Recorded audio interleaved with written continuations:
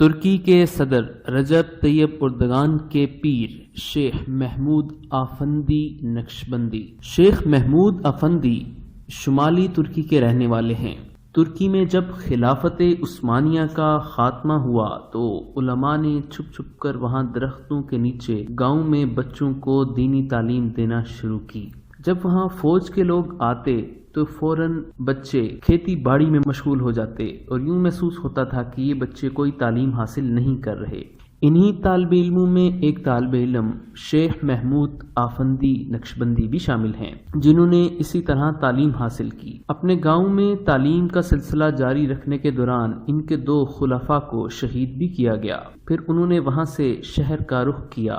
وہاں ایک قدیم مسجد تھی۔ شیخ محمود آفندی وہاں رہنے لگے اور 40 سال تک وہاں درس دیتے رہے۔ تقریباً 18 سال تک ان کے پیچھے کوئی نماز پڑھنے والا نہیں تھا، اور 18 سال کے بعد موسیٰ امجانی نامی شخص نے اپنے بچے پڑھانے کے لیے بھیجے، جن کے آج پورے ترکی میں 300 مکاتب اور مدارس ہیں۔ اب اس مسجد میں اذان ہوتی ہے تو لوگ جوق در جوق اس مسجد میں نماز کے لیے آتے ہیں۔ ترکی سے جب خلافت عثمانیہ کا خاتمہ ہوا اور وہاں کے بانی کمال اتا ترک نے عربی زبان اور دینی علوم پر مکمل پابندی لگا دی تو شیخ آفندی نے اپنے طلباء کو انگوٹھوں کے اشاروں پر صرف اور نحو کی گردان پڑھائی اور حج اور نماز کے مسئلے بھی ہاتھ کے اشاروں سے سمجھائے۔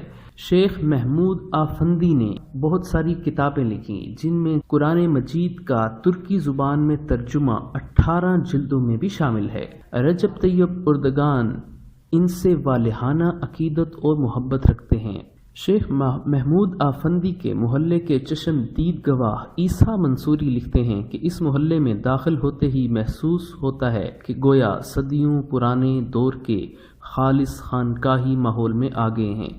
لوگوں کا لباس، حلیہ سب ہی شریعت کے مطابق ہوتا ہے۔ خواتین بلکہ بچیاں تک پورے حجاب میں ہوتا ہے۔ ترکی میں شیخ محمود آفندی ایک دینی صاحبان کا درجہ رکھتے ہیں۔ ان کے مرید شریعت کے پابند ہیں اور لاکھوں میں ہیں۔ ان کے مریدوں کو عمدہ سفید اماموں اور لمبی قمیضوں میں ملبوس دیکھا جا سکتا ہے۔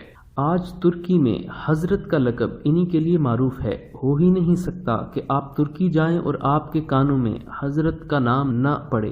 فاتح مسجد کے آس پاس تو ان کے ہزاروں پیروکاروں کا جمگھٹا رہتا ہے۔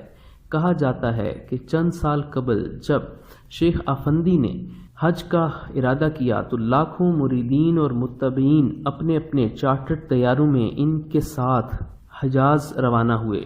لاکھوں ترکوں کی گردنیں آپ کی اطاعت اور بیعت سے بندھی ہیں۔